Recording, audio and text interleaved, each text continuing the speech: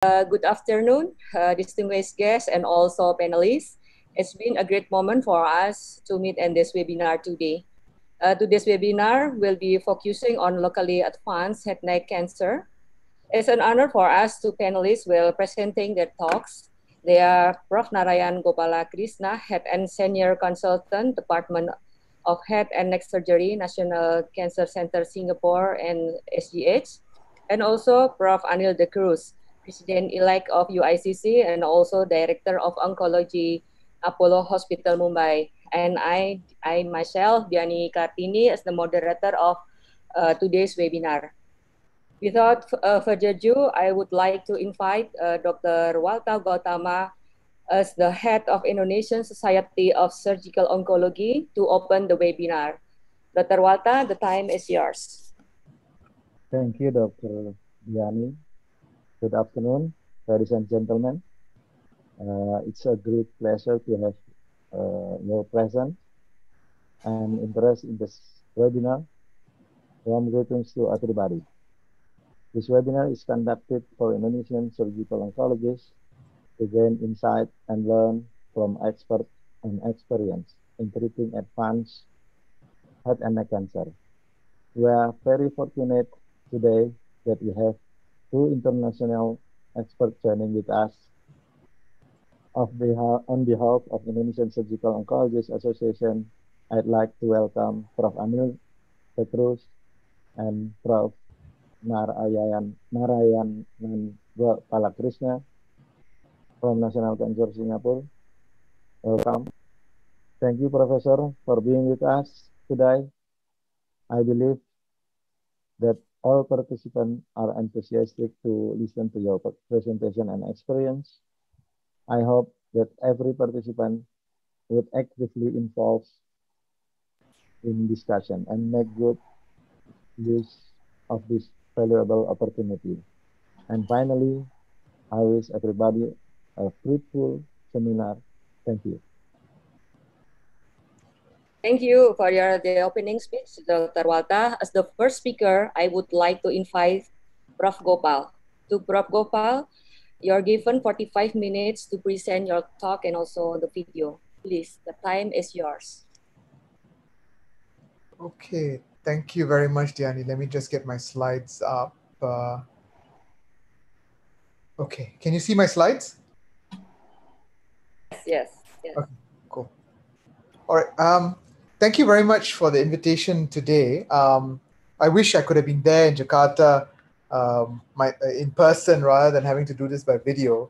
And it's kind of funny because Jakarta is just 1 hour away by plane, and you know, we're so far apart because of this horrible pandemic. But hopefully we will recover from this stronger, and we will meet again next year in person. So today I'm going to speak to you about the role of surgery in locally advanced squamous cell cancers. It's a bit of a challenging topic, made extra challenging by the fact that my second speaker is Dr. Anil de Cruz, who is probably one of the doyens of head and neck surgery in the world, forget about even the region. So I'll try to do some credit to the topic, and hopefully at the end I'll finish early so that we can have a bit of a discussion about some of these topics as well. Okay, let's see. Some disclosures that I'm supposed to declare before any of my talks. Most important disclosure is that, first of all, I'm a surgeon, so obviously my views here are going to be very surgically biased. Diani asked me to show some videos. We don't have a proper AV unit in the hospital that does video, so I've done a lot of these videos on my iPhone. So in some situations, I'm the one operating, and in some situations, my fellows are the ones operating. And you'll be able to tell because I wear green gloves and they wear white gloves, so you know who's doing what. I have to declare also that in many situations, surgery may not always be the correct solution. And so while the topic is about surgery, I will be talking about non-surgical treatment as well, as when relevant, especially in the adjuvant setting and also in the recurrent or metastatic setting. So as they say, on with the show. So the challenge today for me is basically to talk about evidence-based management of locally advanced oral cancers and talk a little bit about the pearls and pitfalls in doing surgery in this particular circumstances. And I hope that you get an overview of this. So, you know, like this cat, sit back, relax, and we'll go through this topic step by step.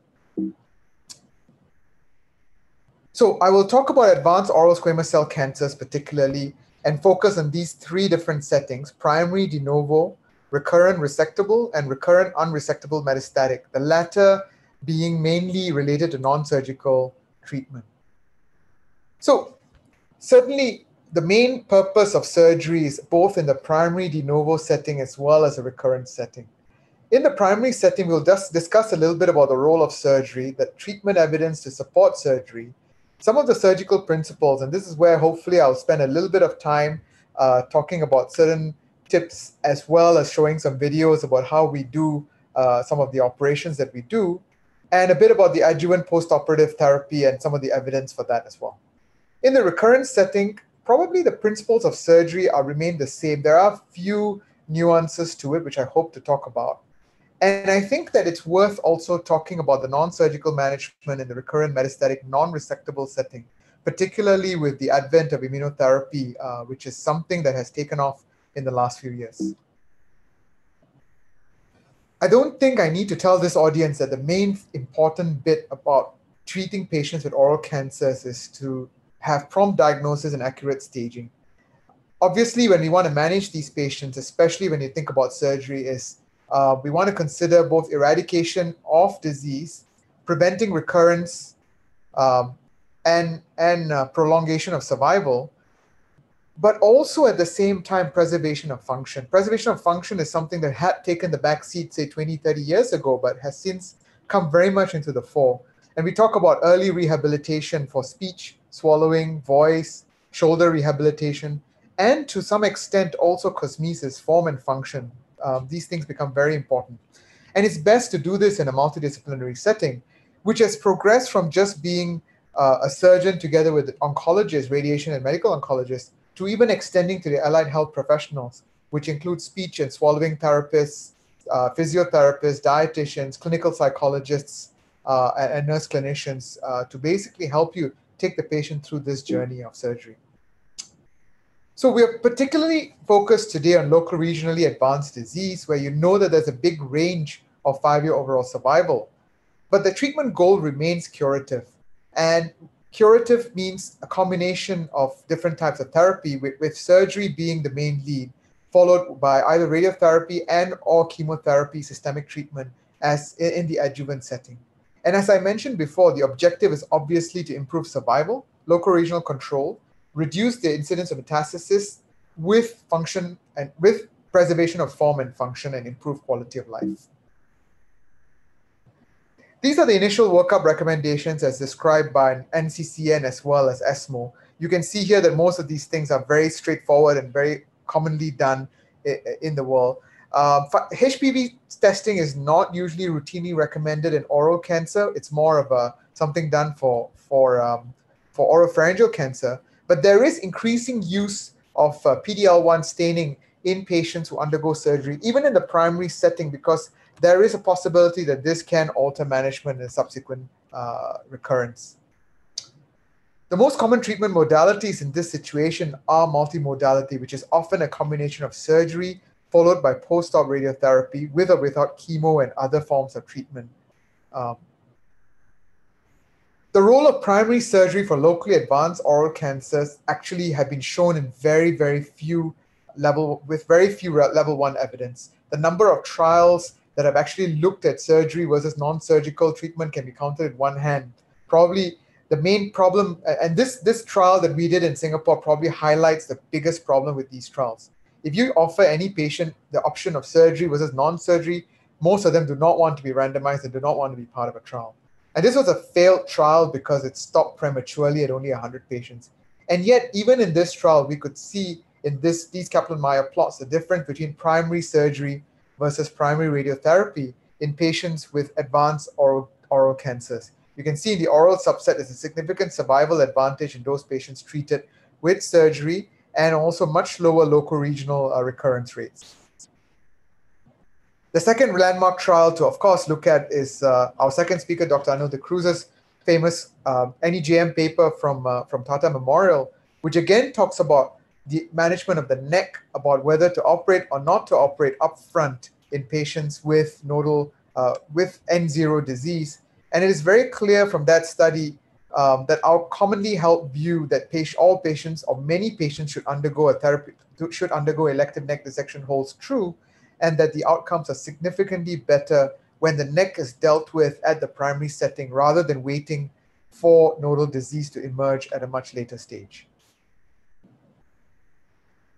But evidence notwithstanding, surgery is precision medicine because we need to customize surgery with what an individual patient requires. This is far more tailored and customized than every single precision medicine initiative that you would have heard of that uses genomics and genetics to identify drugs that treat patients. Surgery is true customization. And in many sense, the way you tailor surgery depends on whether you're dealing with the primary site, with nodal disease, or with reconstruction. In the primary site, obviously, the T stage is a very important factor that determines both outcome, but also how you're going to plan surgery.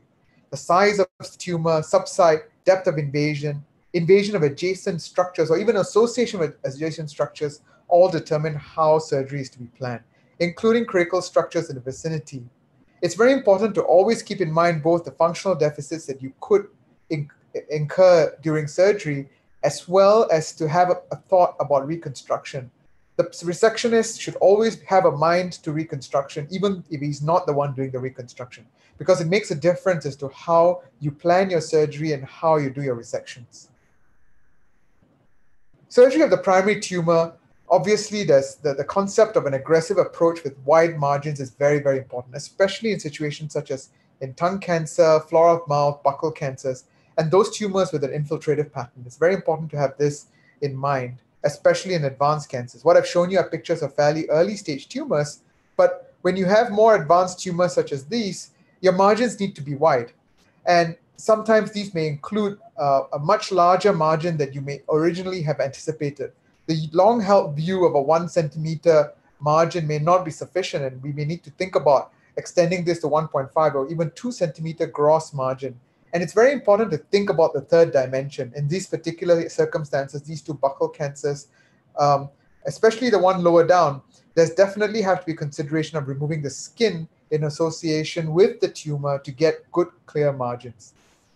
I think that a lot has to be said about margins. There are many people who tell you from experience, you can kind of guess or kind of estimate what a margin is. But what was interesting was me and a couple of fellows back in the day when we were at MSK, we did the secret study where we went around measuring the margins that our bosses were kind of marking out. And we realized that there's a huge discordance as to what people called 1 centimeter.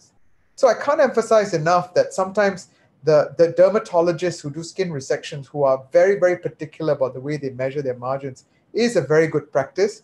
And it's something that's worth considering doing, as shown in this video here. So whenever I do these tongue operations, I always make a big show and song and dance and production out of marking out my margins with a ruler to demonstrate to my trainees that 1.5 centimeters for one person may not necessarily be the same as 1.5 centimeters for another. So it's always best to kind of really use a ruler, measure it out, mark it out, so that you're very clear that you get a good margin.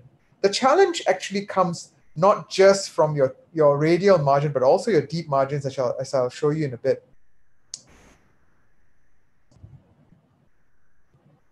The third dimension. It's very important to also consider the third dimension. And in this case, you can see here with the margins that I've marked out, which is the radial margin, it's important to also consider your deep margins. And in my situation for tongue cancers, I like to use a harmonic scalpel. So beyond resecting the mucosa with the diathermy, I use the harmonic scalpel to get into that third margin. And I make it a point to really dig in to that third margin and to ensure that I actually clear a good 1 to 1.5 centimeter margin from the base of this particular tumor to make sure that we actually go deep. And you can see here with the harmonic scalpel how in this situation, I use the harmonic scalpel to really curve into that soft tissue and to get into that third dimension to make sure we get a good clear margin.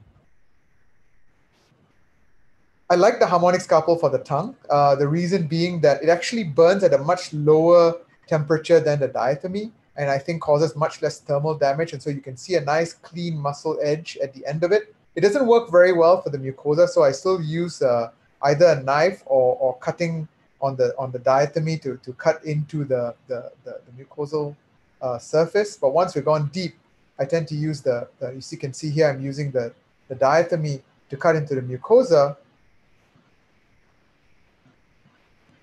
But then we come back around with the harmonic scalpel to take the muscular layer. The other reason why I like the harmonic scalpel in this setting is because it tends to be a lot less bloody and therefore a lot cleaner. My old mentor, Dr. Shah, used to say that your operations should look like you're operating on a cadaver if you do it properly. And harmonic scalpel certainly helps me do that in this case.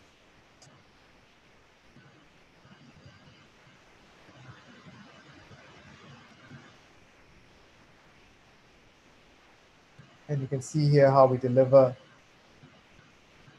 the tumor in the final instance.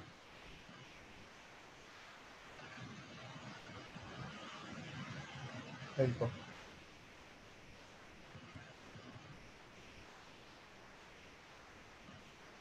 So we've talked about an aggressive approach and need for wide margins, but sometimes you also need to consider that these wide margins will necessitate resection of adjacent structures. Sometimes even without bony invasion, it's important to consider bone resection to make sure you get a good three-dimensional margin. Obviously, in this picture, I've shown a tumor that's extending to the mandible, and therefore there's no doubt here that you need to do a segmental mandibulectomy. But sometimes it's very hard to determine bone invasion in tumors that reach the floor of mouth or adjacent to the lingual plate, or especially those that we're talking about, alveolar cancers, where you need to make sure you can't actually tell based on either imaging or clinical examination whether there's bone invasion. It's good to overestimate, and one way is to of course look for marrow invasion in the scans. And if there is marrow invasion, it's very important to really overestimate the bone margins when you do resection. In this situation, we have a tumor, which is a T2N0 tumor that's sitting on the alveolus. And what we have to do in this situation, if you want to get a third dimension, simply cutting the mucosa is not going to be sufficient, because that doesn't give you a third dimension margin. And in this way, is also the preoperative imaging and intraoperative exam does not tell you whether there's any bony invasion. And so this is a situation where we always pre-plan doing at least a marginal mandibulectomy. But what is important in this setting is also to tell the patient beforehand that you need to consider a second operation if the final histology comes back as bony invasion, where you may need to go back and do a segmental mandibulectomy. Here you can see again, we've taken a diathermy to get into the soft tissue through the mucosa all the way down to bone. And then once you've gone down to bone, you want to do a marginal mandibulectomy, cutting right into the bone, giving you a nice curved cut. I like using this particular saw. This is a reciprocating saw. The tip of the saw is quite flexible. And what that allows us to do is really bend that saw in a way that you get a nice curve. With your traditional oscillating saws, you never get that bend. You never actually get that curve. So what you end up with is a series of straight cuts. Whereas with the oscillating saw, you can actually bend it and get a nice curve, as you can see here, coming back from the distal end. And then despite your best efforts, you're not going to be able to avoid a certain amount of bleeding once you get into the marrow space. And this is when you want the operation to move quickly. And once you've done all the soft tissue, once you've freed up all the soft tissue in this particular setting, you can just put in a small osteotome and just open the whole plane up and basically deliver the tumor, as you can see on the right side.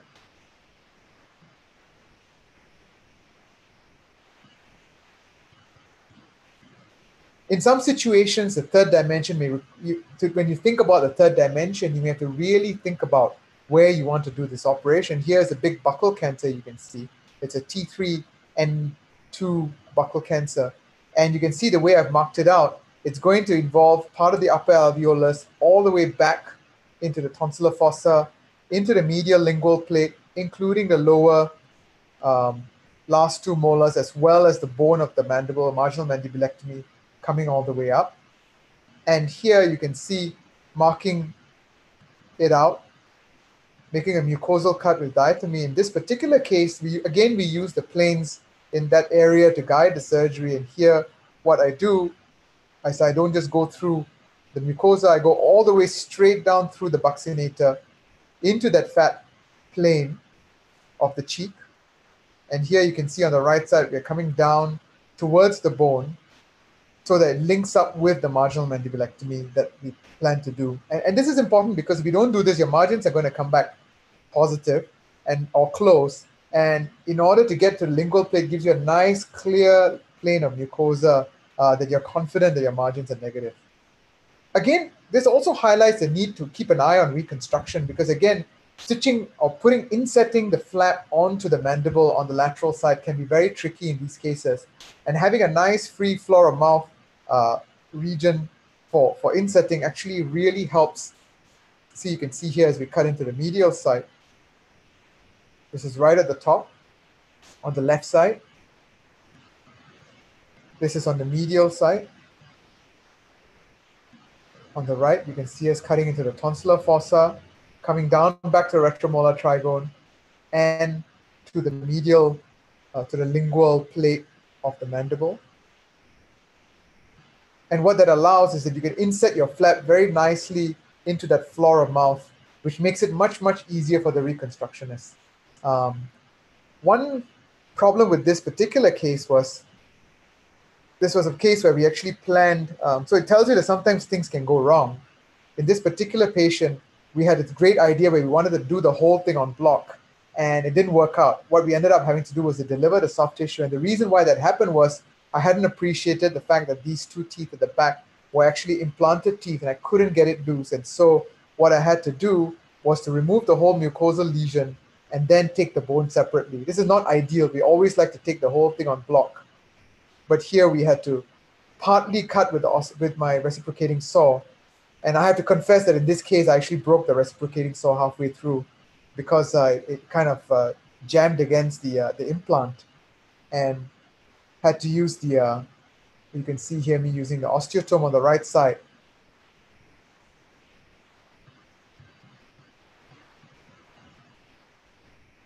Taking it out, and you can see the implant popping out there. Fortunately, no harm was done, and we got that specimen out nicely. And with that, the margins were nice and clear. In addition to it, allow us to overestimate, we have been using this 3D planning system quite a bit. The main aim of the 3D planning system, obviously, is for reconstruction, but it also helped with resection to an extent. This is a T4 N0 arch mandible SCC, as you can see here. And you can see on the scan that the bone is completely invaded. And here, obviously, there's also marrow invasion. When planning these things, we obviously end up having to really want to make sure we don't have to go back and do a re-resection of your margins. So you tend to overestimate your margin. In this case, we took a nice 2-centimeter cuff all the way lateral to make sure we get a nice clear arch. And that distance also helps a reconstructive surgeon who have limitations on the size of each segment of the fibula that they cut into. So in this case, we use the 3D planning system. This is the 3D planning system that's in use in our center. This is an in-house system. It's not one of the commercial systems. And we use this to actually plan how we're going to cut the mandible and also how the fibula fits in. So this is your 3D reconstruction of the original mandible together with the tumor. I've, of course, planned where I'm going to make my cuts. We make these jigs that tell us exactly where to make the bone cuts. You can see here that I've significantly overestimated my cuts to way well beyond where the infiltration is. And these jigs actually guide us during surgery. And you can see us applying the jig on both sides and screw that into place, and the saw that's cutting right through into where the groove of the jig is to make sure we get a very precise cut on exactly where we want to make those bone cuts. And this is going to help, and this is the resection with the margins. And this is going to help the reconstructive surgeon later on, and I'll demonstrate how they do their planning of the fibula in this particular situation. In certain situations, it's very important to emphasize the fact that we want to have direct visualization of the tumor itself. And this is particularly true in maxillary cancers. In tongue, buccal, mandibular SCCs, we always make an effort to see every single margin that we're going to cut into. But for some reason, the long-held view in maxillary tumors is we allow a certain sense of feel, especially when it concerns the superior and the posterior margins. I think it's very important to make these bone cuts, especially under direct vision, whether you're doing a transoral midface degloving approach, or in some situations where you actually cannot visualize that superior cut. It is important to consider a Weber-Ferguson incision, because that really determines whether you can see where you're cutting into and whether you can actually see your margin. And I cannot emphasize that enough. And this is especially true also in your posterior cuts. Very often you put the long-held traditional teaching was to use your osteotomes almost in a blind setting or blind manner and not actually see the posterior maxillary wall or your pterygoids when you make these cuts. And there's a lot to be learned from our oromaxillofacial surgeons who when they do their Lefort's fractures, make a big effort to actually see every bit of where they place those osteotomes. And I think those principles should hold true in cancer surgery as well. Especially imagine in a situation like this, where you have the tumor going significantly high up. In this case, we managed to get the whole tumor down with the midface degloving approach because it was significantly freed once we could get into that plane.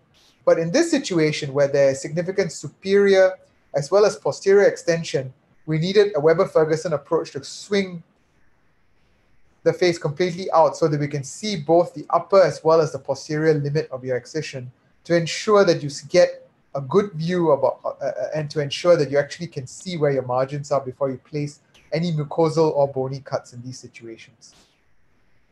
I talked about the Lefort's technique, and this is very, very important. Here's a situation where, again, we're taking the tumor down with midface degloving approach. And you can see here how we make our saw cuts onto the bone. This is on the right side. This is to take down the entire palate. And once we make the anterior bone cuts into the maxillary and anterior wall of the maxilla, we put in the osteotome to take down the lateral wall. You can see here, using a fine osteotome, actually going all the way down and opening up that plane. Again, you're really, really seeing what you're doing, knowing exactly where your margin is. And then here again, you can see going across to the other side, where we're trying to down fracture the entire palate. And again, using the osteotome, going right into that lateral wall. But this is where you want to see the posterior wall. So what we tend to do... Give me a normal shredder. That was a bit loud.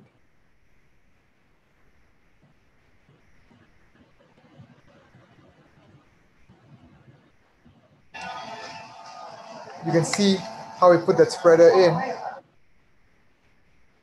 Okay. Sorry, a bit of noise there. And you can see us putting the spreader in.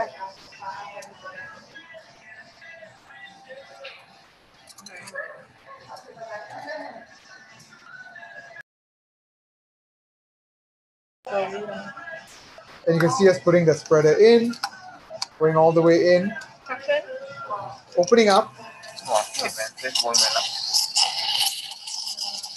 suctioning that area.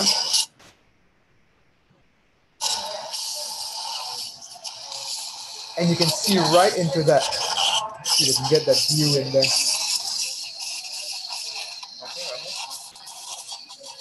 You can see how we can look directly at the posterior wall of the maxilla. Right over there, you can see the maxilla. And you can see exactly where your posterior bone cut should be placed when you bring that down, all the way up back to the pterygoid. So that everything is done under direct vision, with nothing left to chance. So I think that's a very important principle that I think that I've learned from the maxillofacial surgeons, where the posterior cuts are done in the direct vision. Of course, after resection, don't forget your frozen sections. It's very important to use frozen section to the maximum when you do these operations. There's some people who prefer to take it from the specimen side versus the patient side. I personally like to take it from the patient side because it gives me an additional margin. I'm quite particular about the way I do my frozen sections. Rather than actually sampling from each side, I actually take, if this is a tumor here marked in T, I actually take an entire strip all the way around and label those rather than taking little bits to ensure that I get a good mucosal margin all the way around. Whereas the deep margin is a bit more challenging to do in this manner, and so we tend to sample this. One of the additional things I like to do is always bisect my specimen. I think there's a lot to be learned from looking at the gross anatomy of these tumors. Here you can see this tongue cancer which we've bisected, and you can see how the tumor in this corner actually comes very close to the edge. And one look at this and you know, look, you're not going to be happy with this resection. And you want to go back in and make sure you clear that deep margin even further. So apart from frozen sections, don't neglect what you can learn from gross anatomy. Apart from your own surgery, this is very, very educational for your trainees as well. It's important to not just tailor the primary site surgery. We also tailor your nodal disease, in which situation you do what kind of neck dissection in an N0 versus N+. And obviously, there's a lot that one can say about these, which I think most of you would know, and I probably would skip this. Plan for reconstruction a priori. That means right up front, it's important to think about reconstruction. As far as possible, we always like to do like for like. That means if you take out bone, you want to replace bone.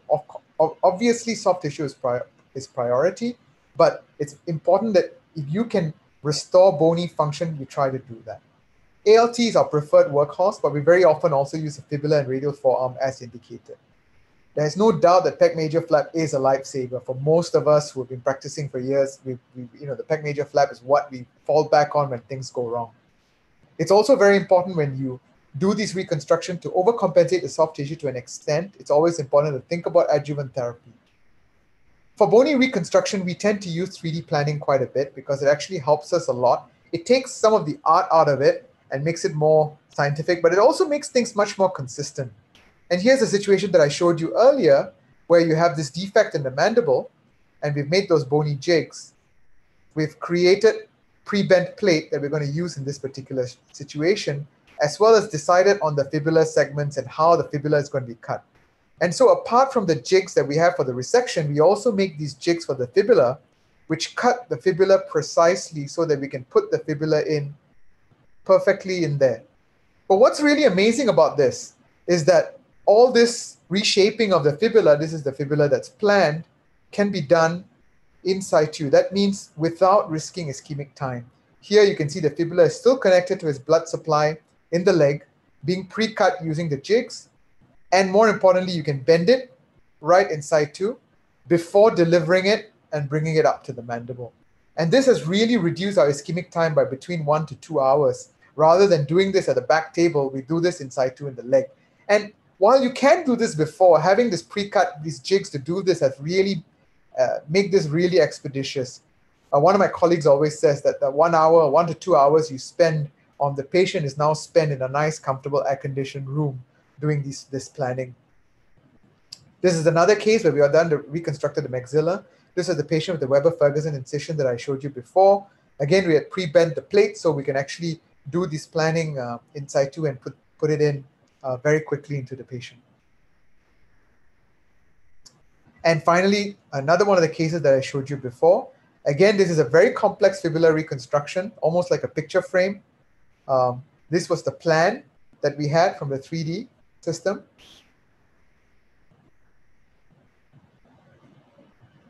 And you can see here how we've done the 3D print, so we can actually pre-plan the surgery, pre-bend the plates, even select the plates that we're going to use and sterilize them up front.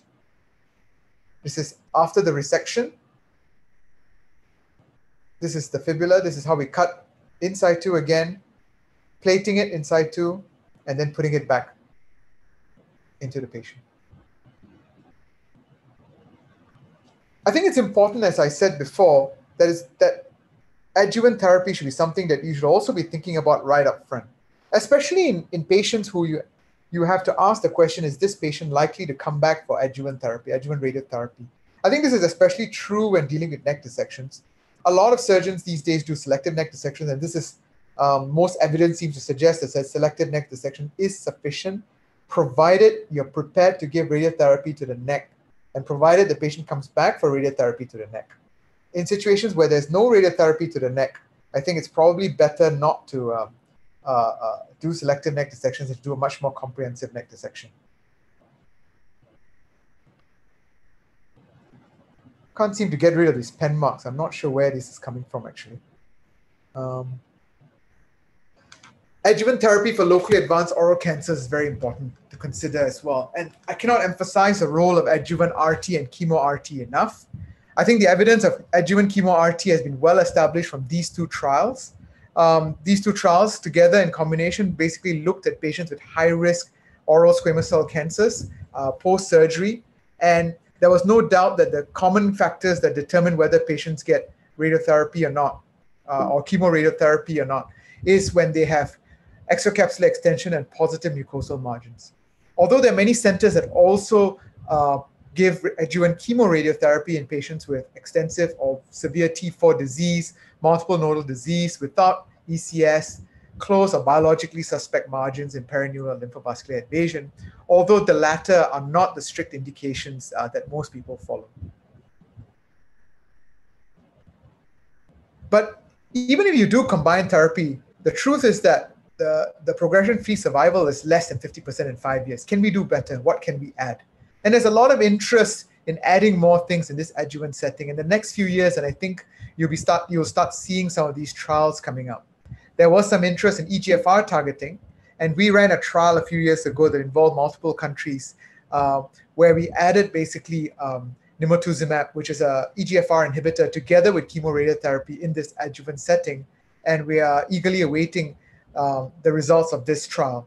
There are also trials that have looked at other EGFR inhibitors, that have looked at hyperfractionation, and have also recent ones that have looked at the role of immunotherapy in adjuvant therapy to improve this 50% PFS, and hopefully we'll see some of these results in the next few years. Now, moving along to the recurrent setting, we talk about surgical versus non-surgical treatment.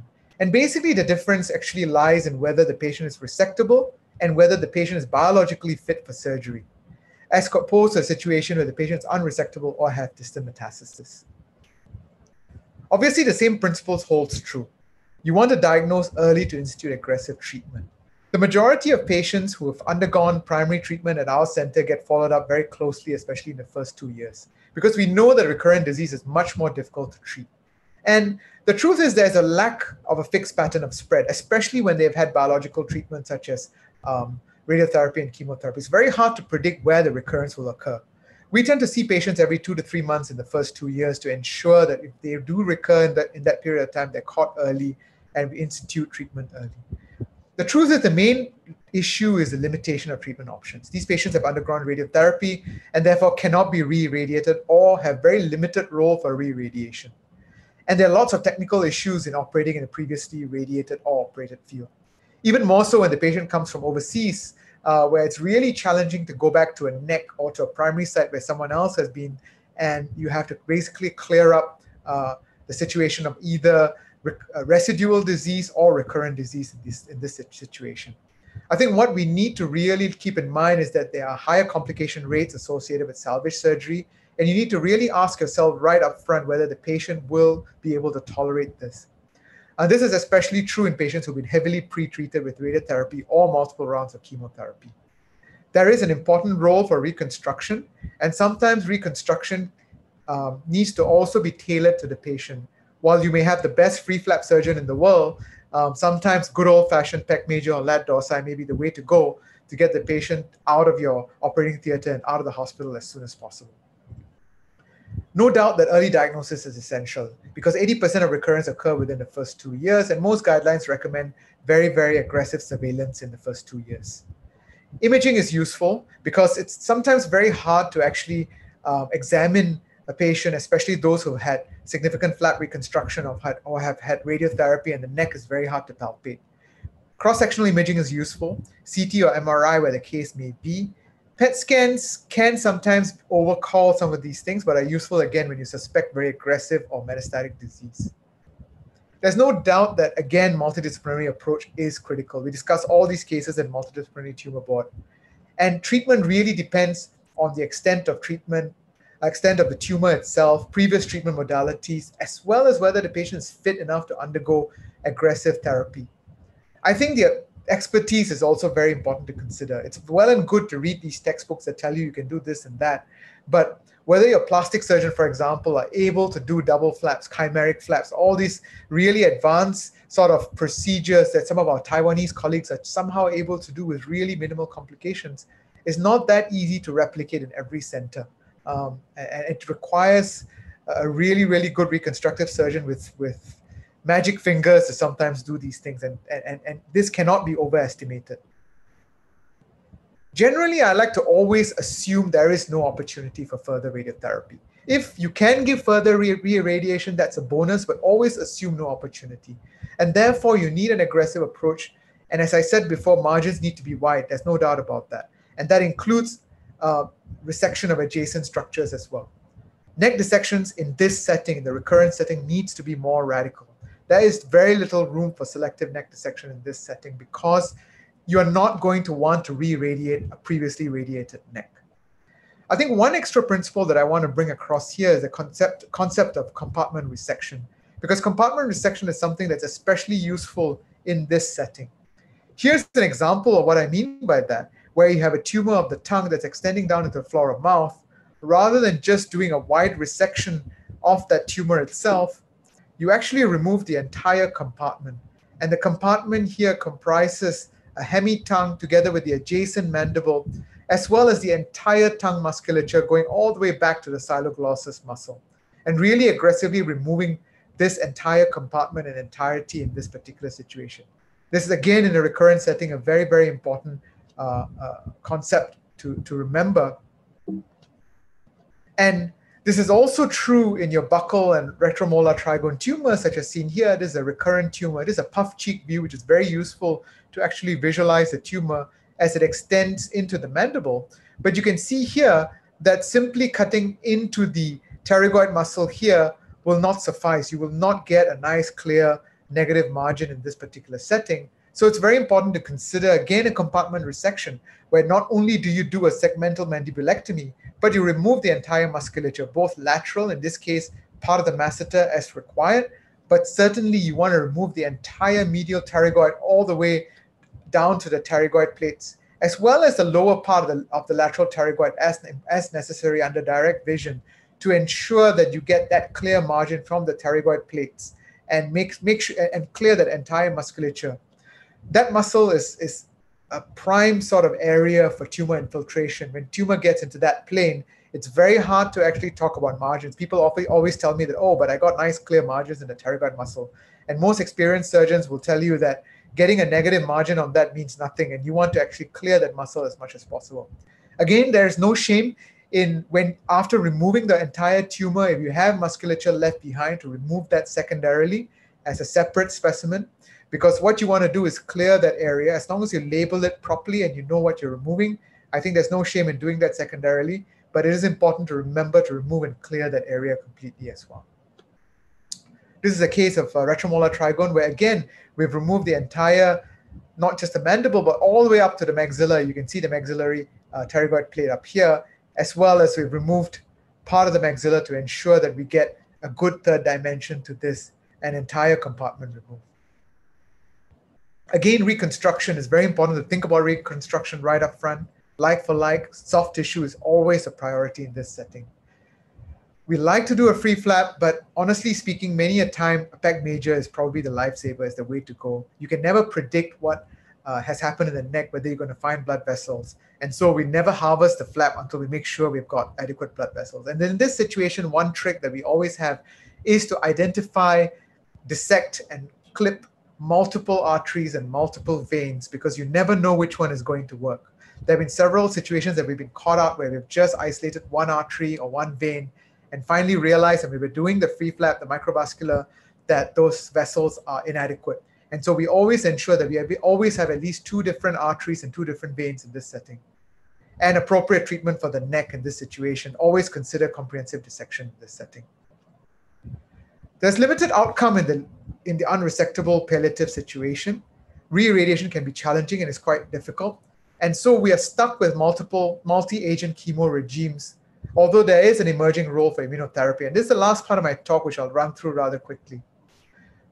In most situations, the treatment of choice has always been the extreme protocol in recurrent metastatic disease, where it's PF plus cetuximab which improves median survival in this landmark study from 6 to 9 months to about 9 to 12 months. But it's a tough regime. It's a tough regime for a lot of these patients who've undergone previous treatment to kind of partake in. Immunotherapy has been a game changer. But remember, the immunotherapy is not just one pathway, but multiple approaches. We are only talking about one tiny, tiny system, which is the anti-PD-1, PD-L1 sort of pathway inhibitors.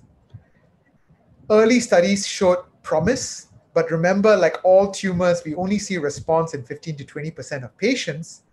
And in this particular study, which was a Keynote 040 study, they showed that the ability to stain for PD-L1 is a very, very important predictor of outcomes. When you have a PD-L1 score of less than 1, as highlighted here, your response is abysmal. These are the patients that you want to put back on extreme protocols. You do not want to treat them with expensive immunotherapy. There's no value to it. You want to instead pick the patients who have a PD-L1 scores which are significantly higher. In this case, above 50, you can see a much better response with single agent use. Obviously, the current standard of care in recurrent metastatic setting in the first line is pembrolizumab together with chemotherapy or PD-1 inhibitor with chemotherapy, where you see a significant improvement of up to 35% at 24 months. And this is also true in a single agent sort of setting, as long as your CPS score is high. In this case, the cutoff use was above 20, where you can see a response rate at 24 months of up to 38%. So I think it's important to consider, but also beware that you can lose a lot of patients in the initial setting. You look at the first bit of this curve, it's almost identical. Treatment between pembrolizumab versus extreme protocol. You lose as many patients in the first 12 months or first 10 months between the two protocols. So in summary, what I'd like to talk about, what basically I spoke about the last 40 minutes or so, is that surgery remains the mainstay of treatment for oral cancer, both in the primary and recurrent setting. It's very important as a surgeon to think always about reconstruction as well as adjuvant therapy, either chemotherapy, anti-EGFR, or immunotherapy. There is an undeniable role of immunotherapy in a recurrent metastatic setting, but one of the biggest side effects of this is the cost. These are expensive treatments, and we want to choose the correct patient for this. Moving forward, we want to find better biomarkers for which patient is going to respond best to conventional EGFR and immunotherapy. And obviously, there's a role for all these things below: immune modulators, induction treatment, metronomic maintenance, which we still need to explore.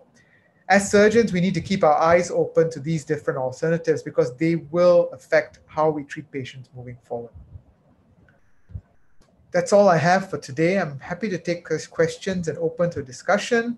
This is Singapore during the blockade. Its lights are still on, but nobody's home. Stay safe, everyone, and hope we'll meet again soon. Okay. Thank you, Prof. Gopal, for your great presentation.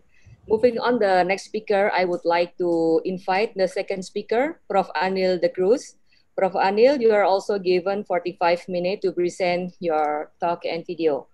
As I mentioned before, after the presentation of the speaker, we will have discussion. Please, Prof. Anil, the time is yours.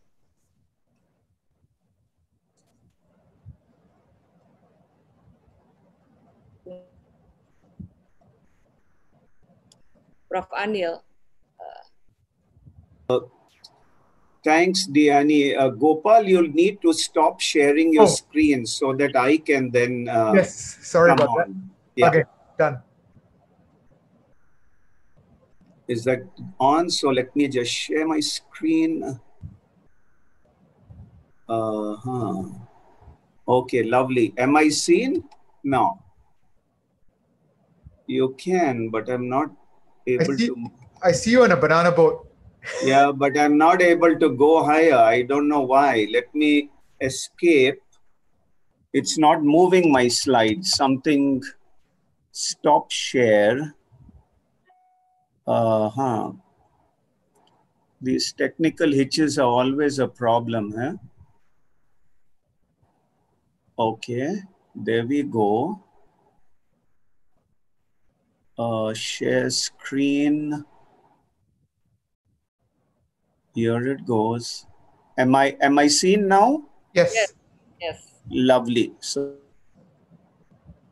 I'll put it into full share.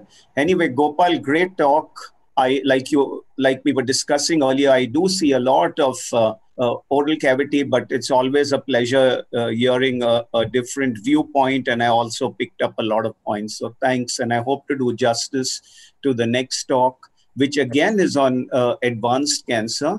And paradoxically, thyroid cancers usually present early. And here we have a talk on the surgical management of locally advanced thyroid cancer. As Diani introduced me, I now am Director of Oncology at the Apollo Hospitals. I'm also President-elect stroke President of the UICC. And the reason I write that is I take over on October 6th, which is just 2 days away. I've always enjoyed Indonesia, the warmth, the hospitality, the great people. I've been there a couple of times. Diani and group have hosted me. Merlinda and team have hosted me in beautiful Bali. And this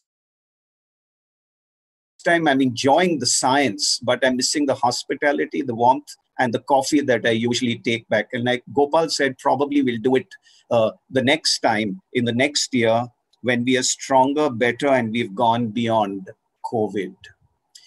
Here is my new hospital that I work for, which is the Apollo Group of Hospitals. They're the largest corporate healthcare provider in India, 72 institutions in India and abroad, over 10,000 hospital beds. The photograph on the right is my Mumbai hospital, which is a JCI accredited facility where I do my head and neck. I also practice at the Delhi and the Chennai. And here on the left is our Chennai Proton Center. And for those of you all not familiar with proton, it's a new form of radiotherapy that uses heavy ions. The beam goes into the tumor and it decays. So the side effects of an exit beam are not there. For us in head and neck, very, very useful in the infratemporal fossa, in and around the skull base, and in around the optic apparatus. Even for regular head and neck, for those who can avoid, the side effects are much lower. So we move on to the topic that I'm speaking on, and that's locally advanced thyroid cancer. We know in thyroid that nodal disease does not impact staging. And usually when we talk about locally advanced thyroid cancer, we jump to T3 and T4. Now, T3 is that which is greater than 4 centimeters and has minimal extracapsular extension to the strap muscles or the perithyroidal soft tissue. And T4A is that involves moderately advanced adjacent structures, and T4B that involves the prevertebral fascia and the mediastinal structures. Now look at T3 tumors specifically. And here is a paper from the Sloan Kettering group that's done a lot of good work in thyroid cancer. They looked at 984 clinically T1, T2, N0 disease. On histopath, 115 were upstaged to T3 because of extracapsular spread. And there were various procedures that were done on the patients: total thyroid, lobectomy, hysterectomy. And this table on the right tells you the breakup of the 984 patients. Now look at the outcomes of the T1, T2 that continue to stay T1, T2 on pathological staging as opposed to the new path T3.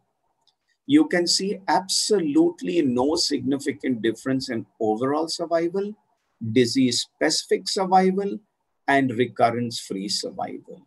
And amongst PT3 tumors, extent of surgery, histology, and RAI treatment on univariate and multivariate was just not significant. The point that I'm trying to make is that T3 does not classify to locally advanced cancers, and it still stays in the TNM staging as T2.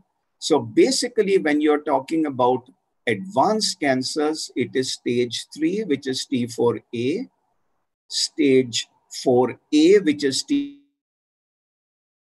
T4B, and stage 4B, which is metastatic disease. But because my topic is locally advanced, we are going to focus on the T4A and the T4B. Now, locally advanced cancers, as I said, are synonymous to extrathyroidal spread. It's the most important prognostic factor. 5 to 15% of patients who present to your clinic will have surrounding tissue involvement. Recurrences are 2 times higher. Cause-specific death is 2 to 5 times higher. And of patients dying of thyroid cancer, local recurrence with invasion of vital structures is one of the most common post-mortem findings. And remember that 1/3 of patients die in the first decade if they have locally advanced thyroid cancer. And that's why it's important for all of us as treating clinicians to know how to manage these patients.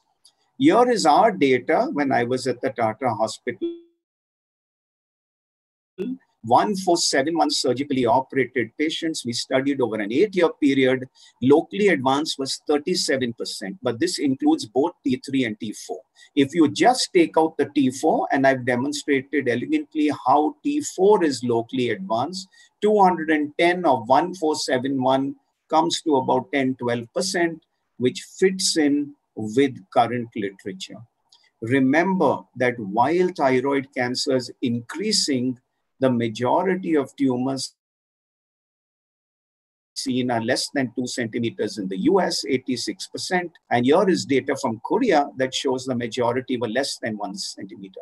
But these are incidentally detected on imaging cancers. In our clinical practice, 5 to 15% of patients will be locally advanced. When do you suspect locally advanced?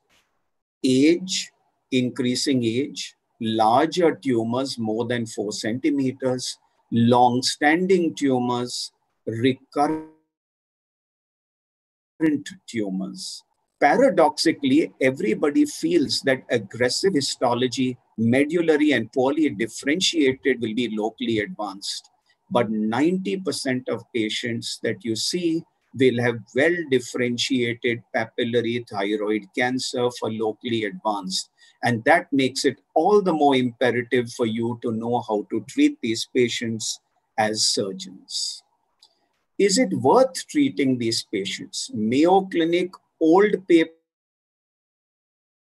262 McAferry's, I'll quote it once or twice as we go along, still referred to very, very often. Patients are alive at 15 years after treatment with locally advanced.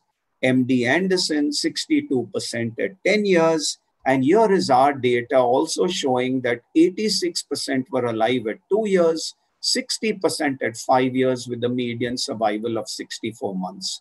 So despite having locally advanced cancer, majority of your patients will be well at 5 years, 10 years, 15 years, up to 50%. Another reason why you should know how to treat these patients and treat them correctly.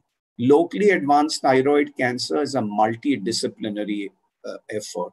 You need the surgeon, you need an endocrinologist, you need a good pathologist to tell you that it is differentiated, good radiologist, a good nuclear physician, medical oncologist, and radiation oncologist. But in the interest of time, I'm only going to focus to the surgical oncologist role in locally advanced cancers. And I gather that the majority of us attending today are all surgeons. Now remember, with locally advanced, 50% of your patients will present without obvious symptoms. If they have obvious symptoms of airway compromise, hemorrhage, hemoptysis, it's very easy. It's a no-brainer. But 50% will have no symptoms. So look for subtle signs of cough, dyspnea on exertion, late onset asthma. I just operated a locally advanced tracheal resection, and I'll show you some photographs of a patient who was admitted for breathing difficulty in the COVID ward. They did the CT chest, a smart technician took a few cuts up, and there was a tracheal tumor sitting that was through through the thyroid. So be careful. Look for subtle signs in 50% of your patients. All patients do not have change in voice. Very low sensitivity ranging from 33 to 68%. Greg Randolph, 70% of patients with vocal fold paralysis had invasive thyroid cancer.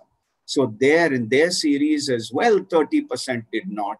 And exactly the same in our series as well. 40% of patients will not have a change in voice. So the old surgical dictum, change in voice, then you will suspect some local invasion, may be incorrect in 30 to 40% of your patients. The old adage of decreased mobility of the gland should raise your suspicion that your patient does have locally advanced cancers. All thyroid cancers have sonography. Does sonography help you to predict? Literature is conflicting. The first bullet shows an overall accuracy of 93%. So your sonologist should be able to tell you, hey, your patient has locally advanced. But the other study that I've quoted, which is a little more recent, tells you that it may not be as accurate for tracheal invasion. So sonography is not very, very accurate, but it also depends on the expertise of your sonologist. And here's what I tell people on how to suspect on sonography. If your lesion is small and you can see 1 centimeter of thyroid parenchyma between the capsule and the nodule, it's unlikely you have ET, chances are less than 10%. But if your nodule is large, more than 1 centimeter, and it's juxtaposed to the capsule, there's a 70 to 80% chance that you will have extrathyroidal spread. So in these patients, go back to symptoms, go back to the need of doing a CT scan. Do you do a CT or an MR? Very simple. CT is for laryngotracheal involvement. MRI is for esophageal and blood vessel involvement, as seen in both these photographs that I've shown demonstrating.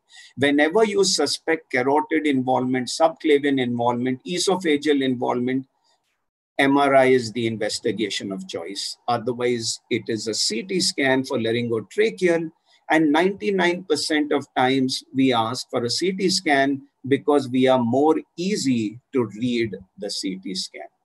People get worried whether they should do a CT with contrast or without contrast. You must do it with contrast. You'll never see blood vessels, you'll never see nodes, you'll never see invasion properly. And here is studies to tell you that it is not a problem doing it. An Italian study, 25 patients, iodinated contrast, looking at 24 hour urinary at various time points before CT, 1 week, 1 month, 2 months, 3 months. And you can see that in all 25 patients, iodine levels came down within a month, which is time enough for you to go ahead and treat your patients with radioiodine. Now, what is the philosophy of locally advanced thyroid cancers? Surgical disease must be operated. All gross tumor must be removed. Wide margins as you do for squamous, and Gopal told you about a 1 centimeter deep margin in squamous is not required in differentiated thyroid cancers, and normal structures should be sacrificed. Morbidity of radical extirpation must be balanced against issues of tumor control. Now, here is the study that is most often quoted when you read about locally advanced. Old study, Mayo Clinic, head and neck, 1994, that time one of the largest series, 262 patients followed for 13 years. They divided patients into 3 groups. One that had complete surgical excision, one that had a shave removal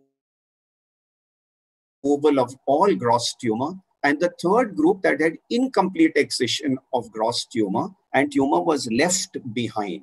Now just look at the bottom line that tells you about the gross tumor left behind, whether it's in the trachea, whether it's in the larynx. You can see that if you leave back gross tumor, survival is very poor. So another lesson for y'all, many people shave tumor, leave back tumor in the trachea saying radioiodine will burn it off. Incorrect. You will have very, very severe compromise in survival, and you must take out all gross tumor. And exactly the same seen in our series as well. The R0 group had a definite survival and control advantage over those with an R+. What sites are involved? Strap muscles, but it's T3, so it does not qualify to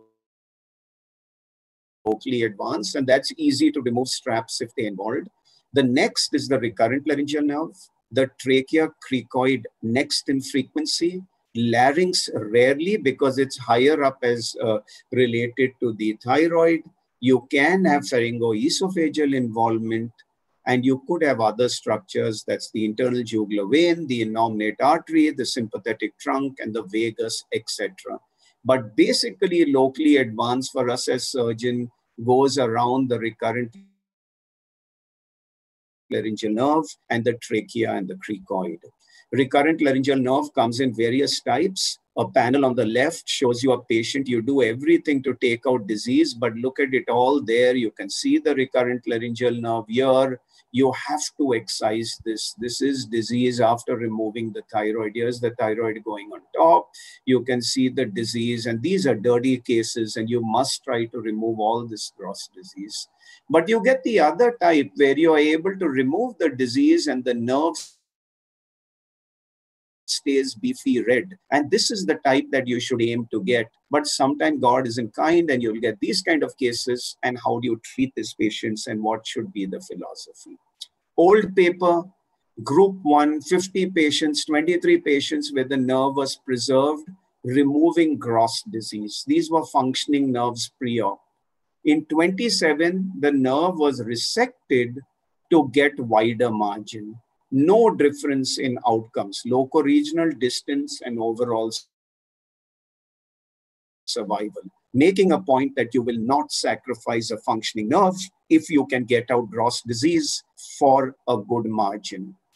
Even if you struggle to remove the disease, but you preserve the nerve, 60% get back the function in 6 months, and 80% get back some degree of function. And in the second group, there's absolutely no restoration of function, even with anastomosis. And you must make every attempt to save the recurrent, as local control is the same, and it's better for function. Another study, more recent, and I've put this up telling you about the same surgical team operating on 77 patients. Again, 2 groups, 39 in group 1, 38 in group 2, that's nerve preserved versus nerve sacrificed. Group 1, you do have temporary palsies, but they recover. Survival outcomes, control rates, exactly the same. Second point, that you don't sacrifice a functioning nerve unless you're leaving back disease. Sometimes we get worried we've handled the nerve too much. And here is a study of 101 nerves with extensive dissection of more than 5 centimeters. Only 2 developed praxia. These were done with intraoperative neural monitoring, and there was statistically no significant difference between 2 groups. My third learning point for y'all on the recurrent laryngeal nerve. Even if you handle the nerve extensively, it's a very hardy nerve. Unless you crush it with the hemostat or damage the structural integrity, you handle it up to 5 centimeters, the majority of them will function post-operatively. It's better to do it with nerve monitoring because you are able to look at branches and save them on all. And here is our data as well, showing that if you really handle the recurrent laryngeal nerve, 80% of cords have full function at 6 months after the shave procedure. And when I say shave, it means removing all gross disease and not leaving back disease. Is there a role of intraoperative nerve monitoring? There are so many meta-analyses. And when you have so many meta-analyses, you know that there's no consensus. But the latest meta-analysis and the one that had the maximum number of patients is by et al. 2018. There have been one or two after that. But I put this up because that's 59,000 patients. You do have some benefit if you do it in the malignancy subgroup. So if you have intraoperative nerve monitoring, please do it. And I've just put the by meta-analysis in more detail, looking at 34 studies, nerves at risk close to 60,000. There was a difference statistically if you did use nerve monitoring, particularly for transient nerve palsies, and malignancy was probably the indication where you want to use this. Should you use intermittent or continuous? We are shifting towards continuous. It effectively identifies impending neural damage, and immediate withdrawal of traction can prevent injury in up to 80% of patients. It's superior to intermittent and has a negative predictive value close to 100%. Here in India, we are still doing intermittent, but slowly, I'm sure in the next 3, 4, 5 years, the world over technology will move towards continuous. Because in intermittent, you identify the nerve, but if you stretch on it and damage it, you only come to know after the damage. In continuous, you'll have a change in sound, a change in amplitude. You can release the traction and save the nerve. Should we reconstruct the nerve if we damage it? Again, there is data to show. Here is a study again coming from Japan on 88 patients. 51 had pre-op nerve damage. 37, the nerve was sectioned, and they had various type of anastomosis of the nerve. And as you can see, if you re-anastomose the nerve, your parameters are better. The vocal cord is in the median position. It's not atrophic. The bulk stays on. There's good tension during phonation, and the maximum phonation time at 1 year is also better. So today consensus is, even if you have to sacrifice the nerve, if you can bring end-to-end, to do it, otherwise interpose a bit of nerve in between. Function does not improve in the sense mobility does not improve, but there is good bulk of the retained cord, and that helps in phonation and prevents against aspiration. What about renovation versus framework surgery? And this was an old study that I could find. I couldn't really find a very compelling new study. And again, making a point that the renovated group had a smaller or no glottis gap, as well as a better maximum phonation time if you renovated the nerve, as opposed to doing a framework surgery later, which many of us are very, very familiar to do. So the fourth study with recurrent laryngeal nerve, please always renovate the nerve when you can. And my last and fifth point on recurrent laryngeal nerve, a study from Greg Randolph's group. You may have an invaded nerve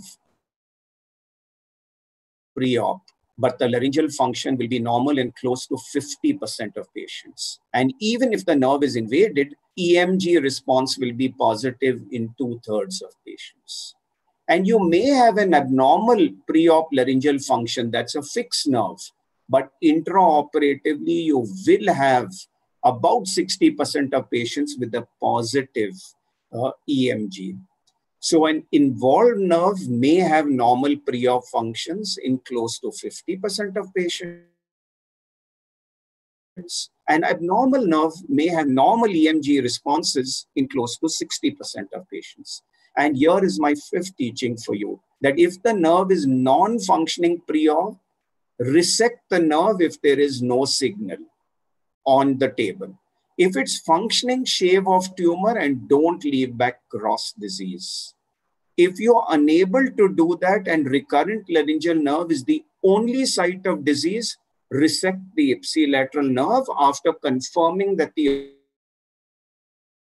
opposite nerve is functioning. and whenever possible, reconstruct. And this is the kind of nerve that I've shown you that you leave behind. It could be beefy red, but absolutely no disease on the nerve. So I finished recurrent laryngeal nerve. I don't know how I'm doing with time. It's 12:45. So I've got another 20 minutes. Am I correct, Diani?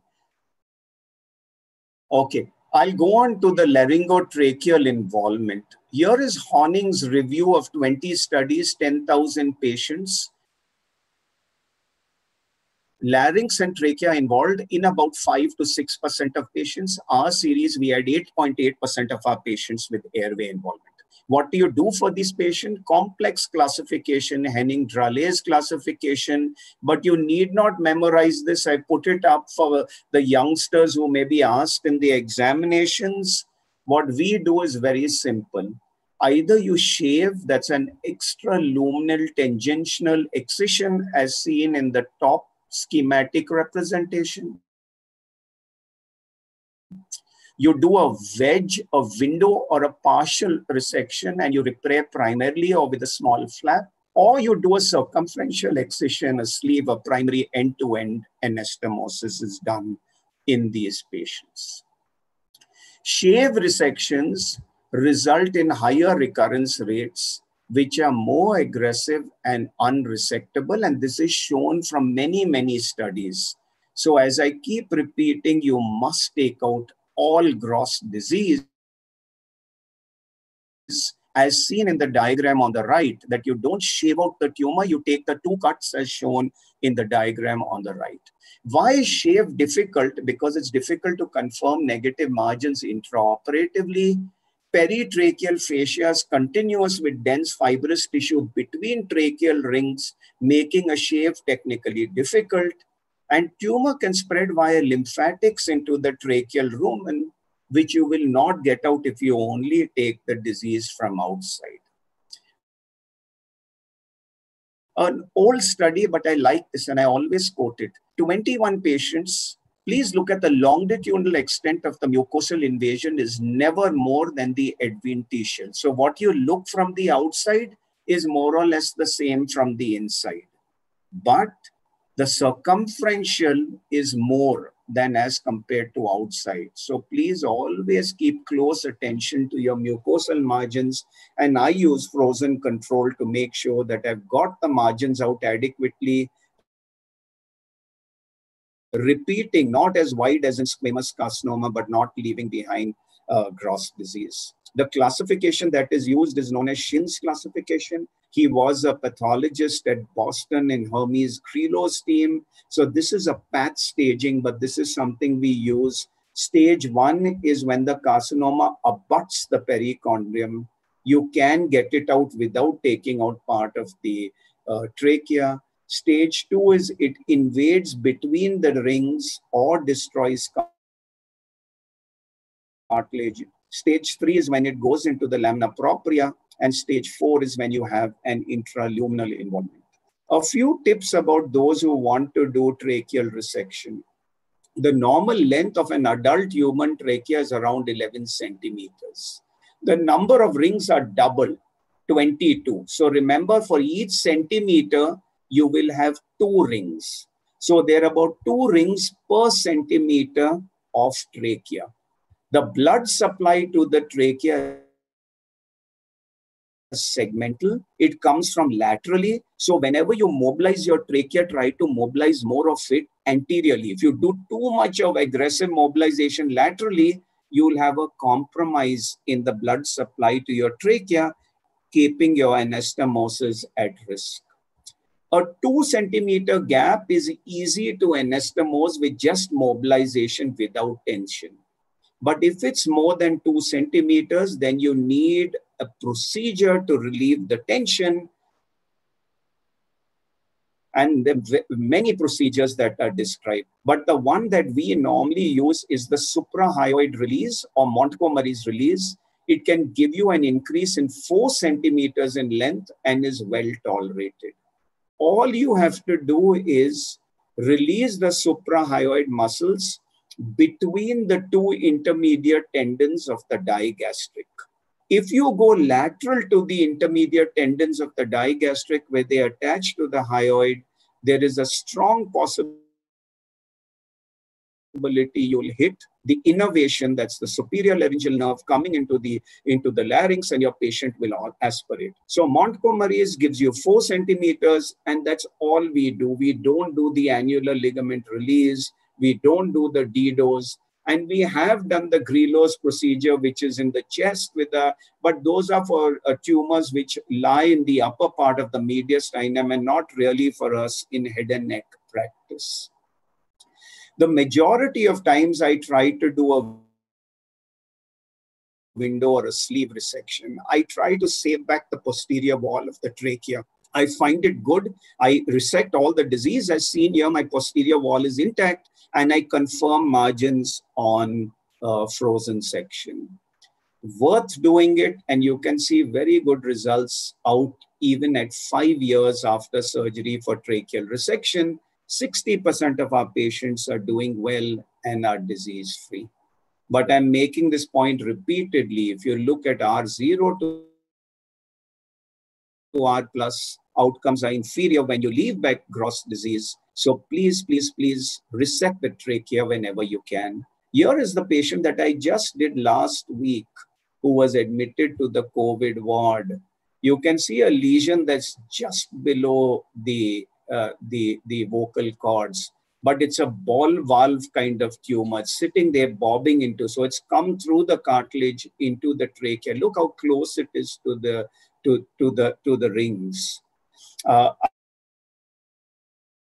I resected it, did a window resection, brought back the 2 ends of the trachea and the cricoid, and the patient did very, very well. Left nerve handled extensively, was paralyzed post-operatively, but slowly the patient has started recovering function, is fine and breathing very, very comfortably. And here is a bronchoscopy, a virtual bronchoscopy of my patient that will show you that the anterior wall and the area where we have operated is healed beautifully, and there's absolute. That's the remouth, that's the glottis level. And look, as we go in on a virtual bronchoscope, it shows you absolutely fine patency of the trachea. And I'll show you the carina in a little while as we go still deeper. I think there it's coming up for those of you all who can appreciate. You can see that the airway is pretty good as we go past my anastomotic spot towards the carina. So you can do all types of resections. You can remove the larynx when required. And here is a case in point. It's going up past the cricoid all the way to the vocal cords. And it is indicated because outcomes are good. Otherwise, you get a reasonable margin. Always remember that the cricoid is the rostrum on which the larynx rests. And if you have to take out part of the cricoid, invariably a patient will land up with a permanent tracheostomy. But it's sometimes kinder to do a surgery and cure your patients than scrape out disease, get a more aggressive recurrence, which you are not able to salvage. We use a technique that we do for the airway, and we first divide the trachea, put a tracheal tube in, do the posterior anastomosis with the tracheal tube in, then remove this tube and put the tube from top and finish the anterior anastomosis. And most anesthetists are very comfortable, and it's nice and safe for our patients as well. I'm going to end with a few recent advances. It's not really recent advances, but Pierre Delaire has described, and this was published also in the New England Journal of Medicine, prefabricating tracheas up to 4 centimeters, not so important for us for cancer, but basically people who have tracheal stenosis after injury and various other things. But just to tell you that the science is moving, it's moved. This is quite an old publication. It was like in the early 2010s, 2011s. It's not really come into mainstream, but people do fabricate. It's a 2-stage procedure where you do a tracheal auto transplant, taking cartilage and the radial forearm flap, fabricating a new trachea, and 3 months later taking it up into the neck for patients, or you're doing tissue engineering, and again we are using a scaffolding and recreating the trachea. But as I repeated, these are really not for us in cancer, but again for the interest of the youngsters, and someone probably may get stimulated to do this kind of work and have a trachea ready quickly, so that by the time we operate, we are able to do what we need to do for our patients. What do you do for esophagus and pharynx? It usually invades only the outer layers, and MRI is the investigation of choice, or we do an endoscopic ultrasound. Usually we are able to save the mucosa and we are able to take out the muscle, and the patient does not need any fancy reconstruction. But if it's full thickness, you need to do microvascular free flaps, that's a tubed radial, or a gastric pull-up for your patients. Again, something that is worth doing for your patients, and I've shown you excellent 10 and 15 years survival. Vessels and nerves, this is probably the only place that you'll resect an artery. The internal jugular, of course, can be sacrificed, and usually it's because of nodal disease and intrajugular tumor emboli, and it's not so often because of locally aggressive. But I can tell you, in my entire career, which has been 30 odd years, doing a lot of tracheal resections and other things, I can only think of the one-off case, one or two, where we had to resect artery.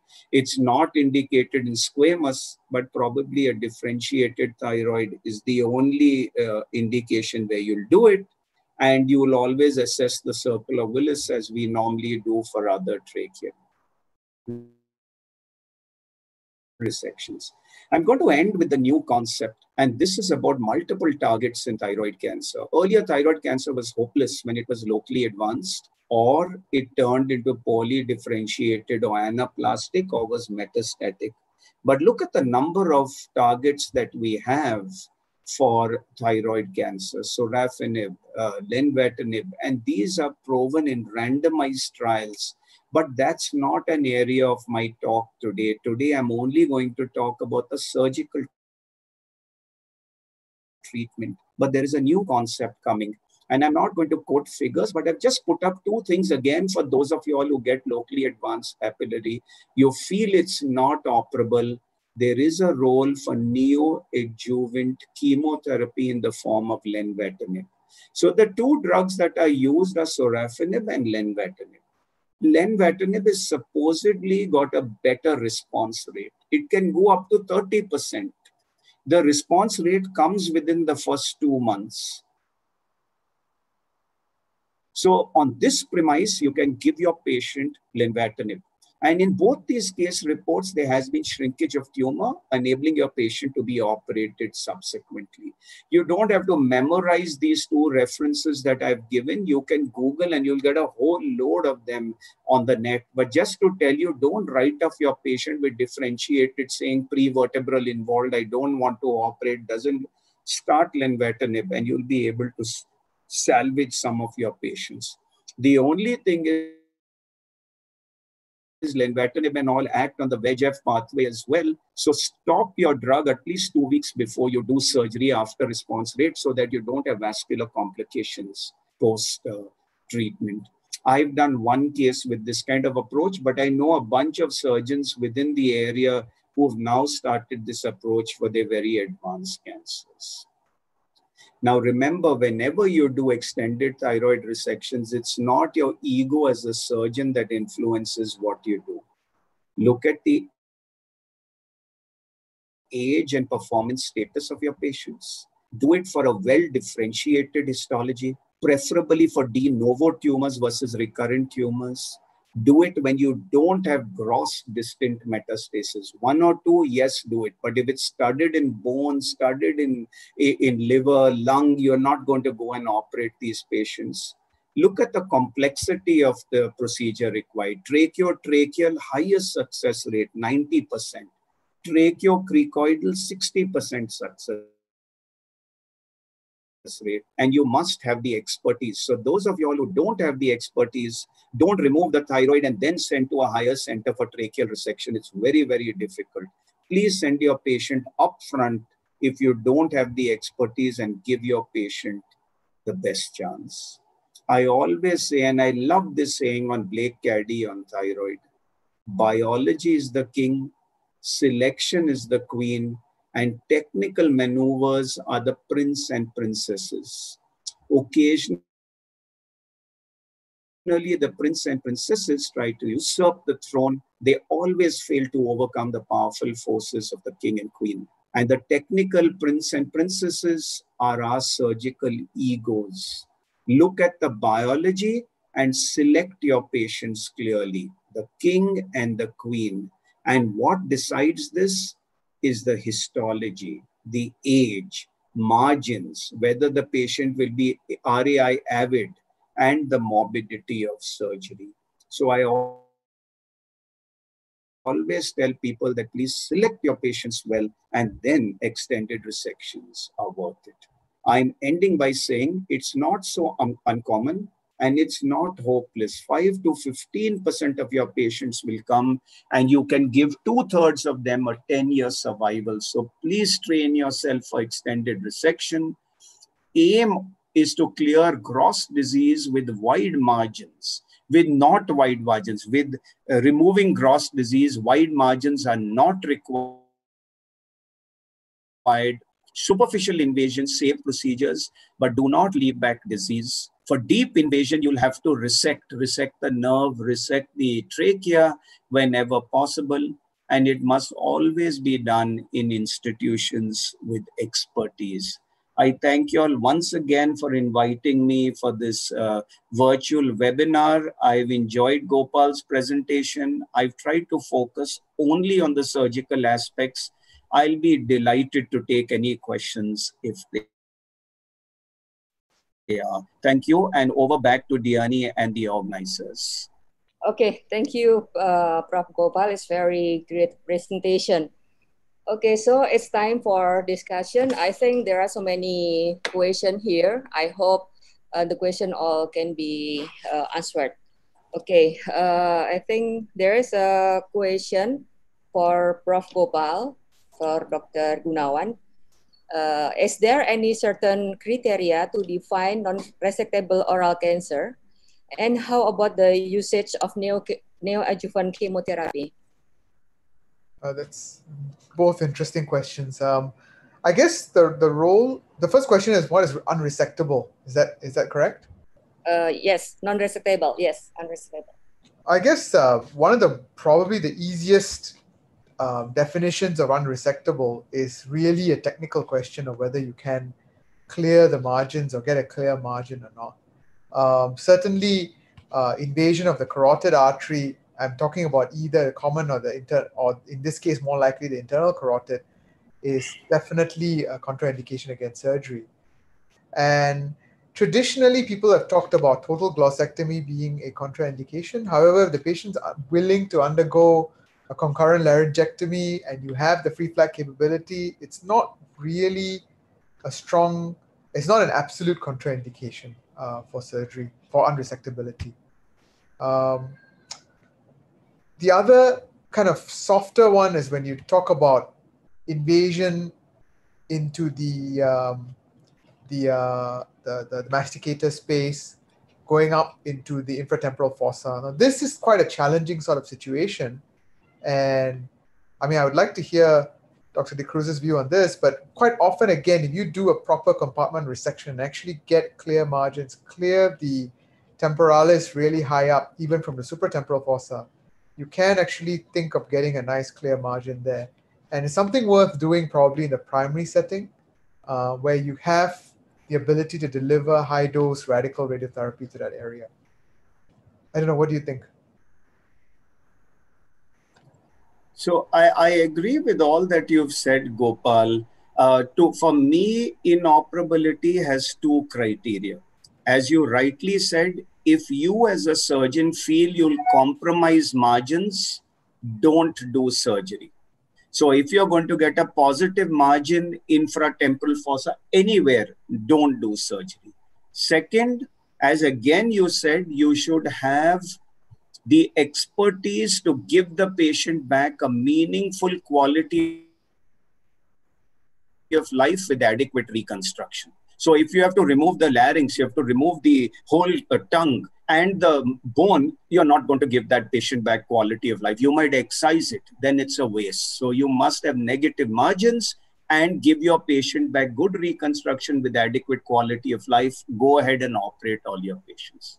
Infratemporal fossa, it's a sign of inoperability, but slowly many of us are operating in the infratemporal fossa. We divide it into a supranotch and an infranotch by a line that goes to the sigmoid notch of the mandible. If disease is lower down in the reaches of the medial pterygoid that is coming towards, that's the insertion of the medial pterygoid into the mandible, those kind of patients will be operated.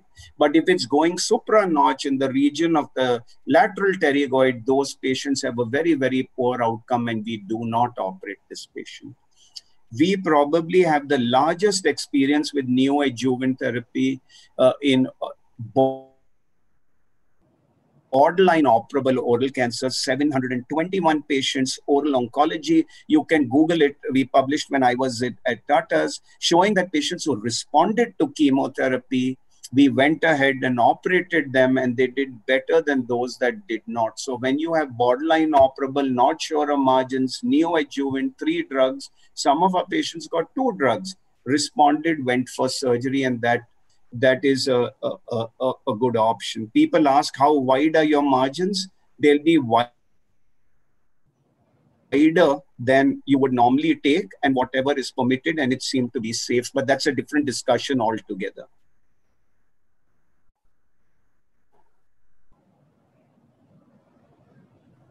Okay, for the second question for Dr. Malinda, is referring to Prof. Gopal. How did you manage patient post-surgery heart failure and chemoradiation and 2 years later recurrent with trismus? I guess, again, it really depends on where the recurrence is. And I guess the same principle as we talked about before applies as to whether you can get meaningful negative margins. I mean, in my mind, if you cannot get negative margins, then there is really no point in undertaking Herculean surgery. And again, this is where Blake Katie's comment about biology being king comes into play. If a patient has got trismus, chances are it's exactly the situation that we were talking about before. The tumor is probably invaded into that space, into that masticator space. What was mentioned before about the notch being a margin, that means basically the cutoff is really whether the tumor involves just the medial pterygoid or whether it involves the medial and the lateral pterygoid or even goes higher than that. That is really going to be where you decide whether you can clear this with negative margins or not. And I do agree with that point that if it is lower down, then definitely surgery is indicated with wide surgical margins. And again, here's where your compartment resection comes in. There is a need to remove both the ascending ramus of the mandible as well as the infrastructure maxilla to make sure that you get the 2 bones and the intervening muscle as one entire specimen to clear that margin. Okay, thank you, Prof. Gopal. The next question is for Prof. Anil. What is your opinion on neck dissection and locally advanced thyroid cancer? Which dissection do you perform? Does central neck dissection are routinely done? So I would have put slides on neck dissection, but in the interest of time, I didn't. Prophylactic central neck dissection has no role in thyroid cancer. However, when you read ATA guidelines, there are 3 indications for central neck dissection. 1, patients who have nodes in the central compartment, that is clinically positive or imaging positive. The second is T3, T4 tumors. And the third is when you have lateral neck positive, 80% will have central positive. So remember, T3, T4 tumors is an indication for central compartment neck dissection. So in all your patients with locally advanced, which will always be T3 or T4, you must do the central compartment neck dissection, at least on the ipsilateral side. Now, in my practice, the lateral neck, generally my sonologist or my CT scan will tell me whether there are neck nodes on the lateral neck.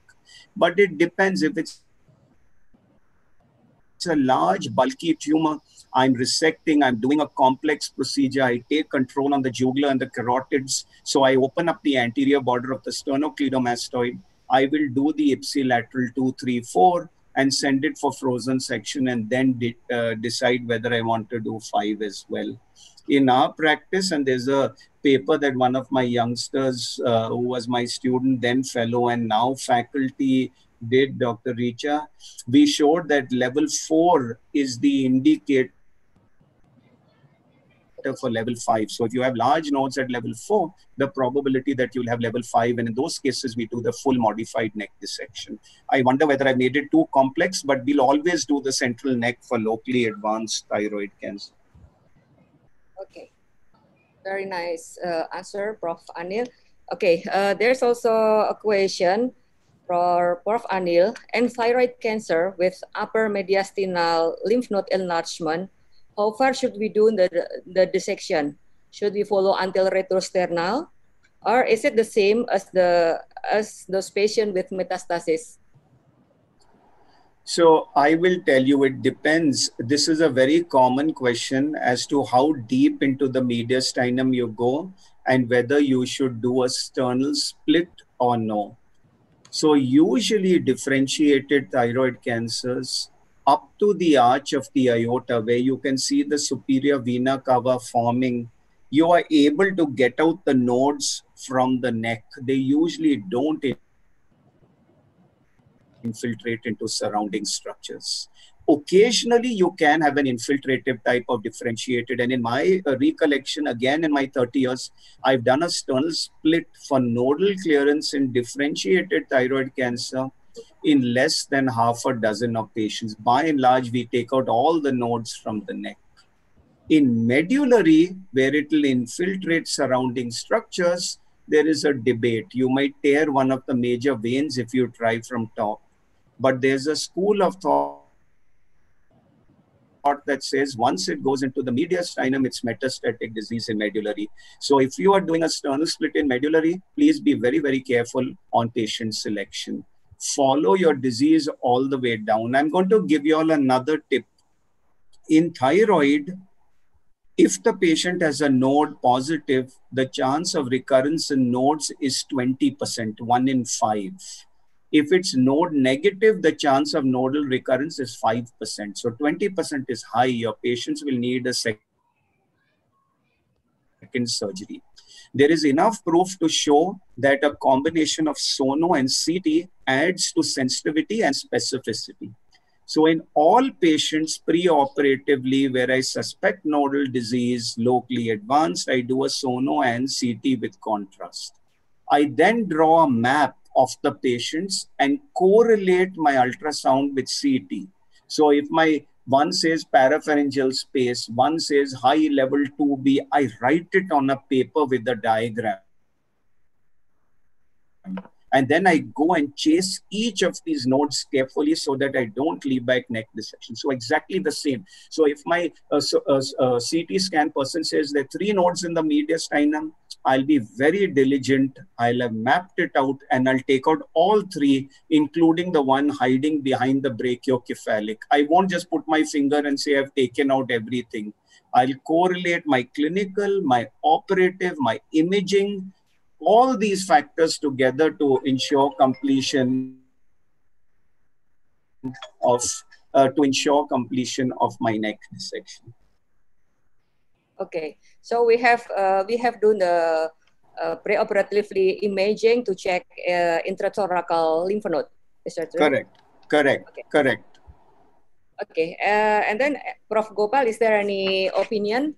I actually like your point about drawing the map out. So I just oh wait, I got muted somehow. Am I muted? I'm muted. No, we can hear you. Okay. The most common situation where can hear you, Gopal. Okay. The most common situation where I've ended up doing these mediastinal dissections is usually in the recurrent setting. Now, some people may argue it's because there were nodes left behind, but these are patients who've been treated with radioactive iodine up front, and they're either refractory nodes or they're true recurrences that have come back later. And I think the point that you made about mapping these nodes out is really, really important. Can't emphasize that enough, especially in either mediastinal nodes or in the recurrent setting, or also in the third scenario where someone else has been in the neck, has supposedly done a neck dissection, and you get a report saying they've harvested 7 nodes. Now, I think what is important to mention is that when you go back in and do a redo surgery or redo dissection, you still do as much as possible of a dissection and not cherry picking.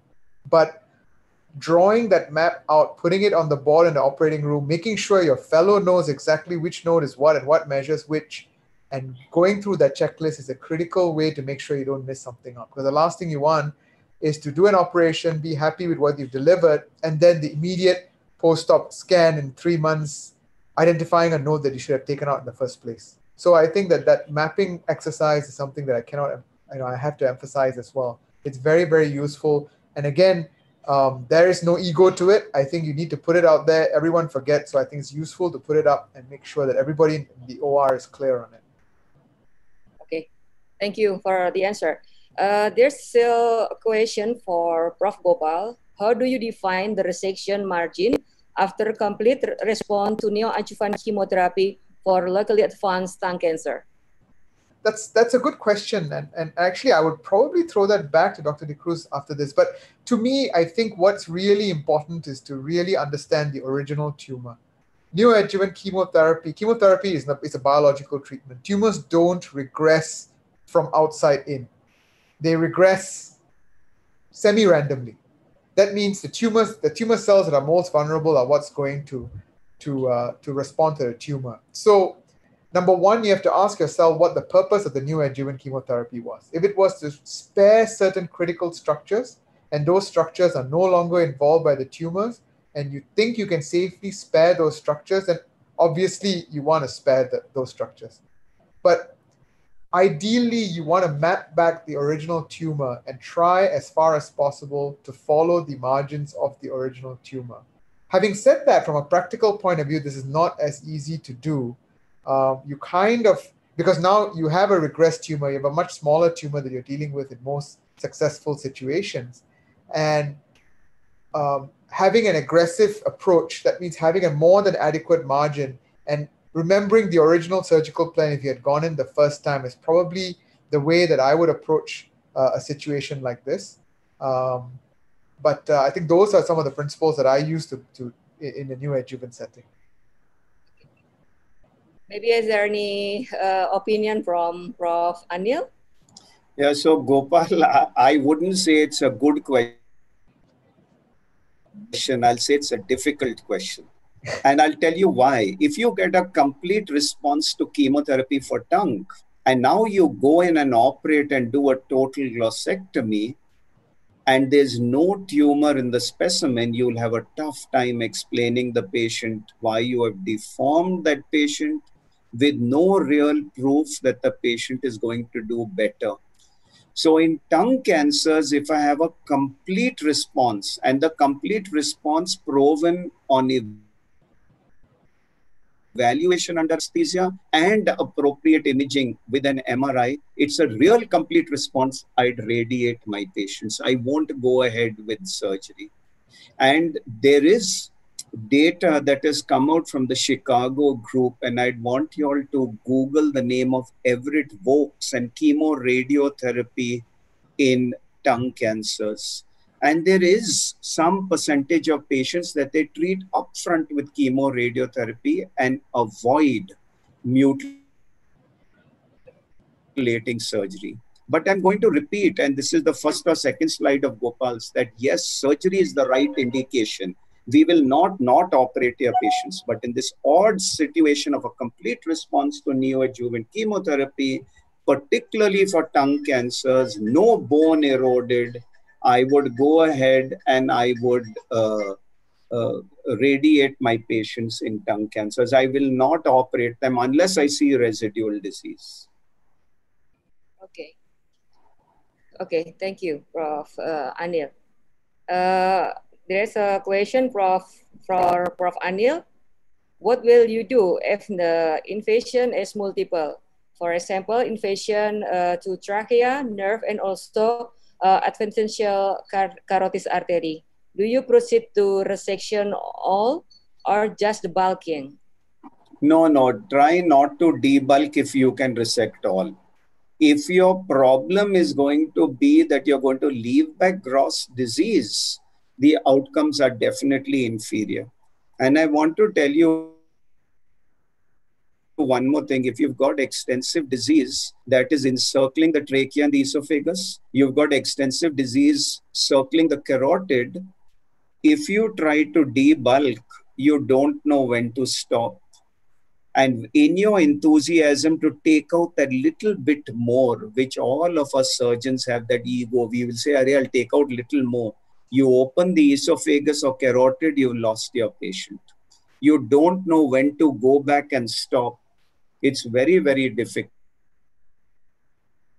So if it's really extensive, not mobile, try the neoadjuvant lenvatinib approach. If you see good response, go in and operate. Now, in your specific question that has been asked, if it's only adventitia, you can take it off the carotid with a knife and preserve the structural integrity of the carotid. Usually it comes out, the carotid has a sheath, and you can take out the sheath and it comes out beautifully. Now you will have to divide the recurrent and do a tracheal resection. It's tough because patients who have a resection of the trachea and the cords are not functioning could be a problem. So these, again, you have to have the expertise and properly select your patient. But if I have to take out one cord and a part of the trachea and I can get an end-to-end anastomosis very, very cleanly, I would probably still do it. But if the disease is high up towards the larynx, the cricoid, probably my patient would just have a laryngectomy and end stome and would be fine. But I cannot generalize it. It depends on the extent. If I can do a conservative surgery, I can do a conservative resection of the trachea, that would be first choice. So I mean that you will give a systemic, like neoadjuvant systemic therapy before doing the... Diani, Google lenvatinib and neoadjuvant in thyroid. The literature is evolving. It's not standard of care, but it's worth a try. You'll have that occasional case where they have said 50% response rates and they've become operable. Actually, this concept came by people who first reported giving radioiodine in patients who have an inoperable thyroid cancer. So all the iodine went into the thyroid. And these are anecdotal reports that it became operable. It usually does not become operable. But with lenvatinib, that has a response rate anywhere between, say, 30% to 50% in this kind of a situation. When you read these case reports, it's worth a try. Okay, thank you. Is there any opinion from Prof. Gopal for this question? No, I generally agree with what was said before. I would think quite hard about a situation where I will have to reconstruct both the trachea as well as put a graft in for a carotid, if it came to that. So I think the question is, if you could shave it off, definitely the adventitia, then definitely I think it's worth doing that together with the trachea. But if I have to both do tracheal resection and anastomosis and put a Teflon patch or Teflon graft or PTFE or something for the carotid artery, I would think quite hard about whether I want to do that because of the risk of a graft infection or a fistula potentially forming. So I guess that's the one scenario where I would probably might stay my hand. I think this idea about using neoadjuvant therapy, especially with the newer sort of drugs, I think it's something that's going to come into the fore. Lenvatinib is one that's going to be very interesting to look at, not just in the usual well-differentiated thyroid cancer, but even in the anaplastic thyroid cancer setting. I think immunotherapy is going to be very interesting as well. So we've started looking at our lymphocyte infiltration of these tumors, and in situations where, again, you can see PD-L1 scores or PD-L1 being of a high count, one would consider a combination of lenvatinib with one of the checkpoint inhibitors as well to potentially downsize the tumors. These are anecdotal cases. We've done a smattering, probably 2 that I can think of, where we've had a good response, an excellent response in one and no response in the other. But, you know, I think these are concepts that we need to start thinking about and reading about as well. Okay, thank you. We still have 10 minutes left. I think it's last question for Prof. Gopal. Prof. Gopal mentioned about the limitation in reaching the posterior border in maxillary cancer. Is there any tips on how to do a safe yet satisfactory surgery in reaching the posterior part of maxilla, and how to ensure that the orbital plane or base is free from the tumor, as we know that frozen sections are unreliable in bone involvement? Yeah, no, I think frozen section in that area is very unreliable. So it's always good to somewhat overestimate that posterior border as much as possible. I like to use my spreaders, as I showed in the video earlier, because what that does is that it pushes the anterior part of the maxilla down, and that gives you a direct vision to the posterior wall of the maxilla. And before you make that bony cut into the posterior maxilla, you really do that under direct vision. And quite often when you put your osteotome there, you can cut right straight into the posterior wall and down fracture the posterior wall and the pterygoid plate as well. If you do this gently with a very sharp osteotome, you'll get a very clean cut under direct vision. And there you can actually see the tumor as it comes through the maxilla along that line. Couple of cautions when you do that. One is that you can get quite torrential bleeding from the pterygoid plate in certain cases, in some cases. So be prepared to do things quickly and make sure that you've done every other aspect of surgery and are ready to pretty much deliver the tumor. Secondly, there is a remote risk that sometimes when you put that osteotome, it can slide up. So always make sure you angle it downwards rather than upwards, because if it goes up, it can really crack into the orbital plate and into where the optic nerve goes in. So I think it's very, very important to do that. In our center, in fact, we even have very post-operatively, we monitor eye function very, very carefully in the first day in a post-operative setting. I think to me, those are probably some of the tips and tricks we use to make sure we bring that down under direct vision as much as possible. This is quite different from before, where some of these things were done somewhat blind, where you feel your way to where the pterygoid plate is and you put your pterygoid osteotome there and you just crack it down. Okay. Thank you, Prof. Gopal, for a very nice answer. I think that's all our webinars today. We hope we can enhance our knowledge in the management of locally advanced head and neck cancer, as well as our field of expertise. I would like to express my gratitude to our distinguished speaker today, Prof. Gopal, and also Prof. Anil, and also to all the audience who have been participating on this webinar. Before closing the webinar, I would like to ask the audience and also the panelists to switch on the video, and we will take a picture together.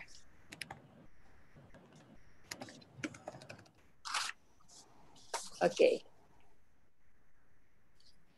Yeah.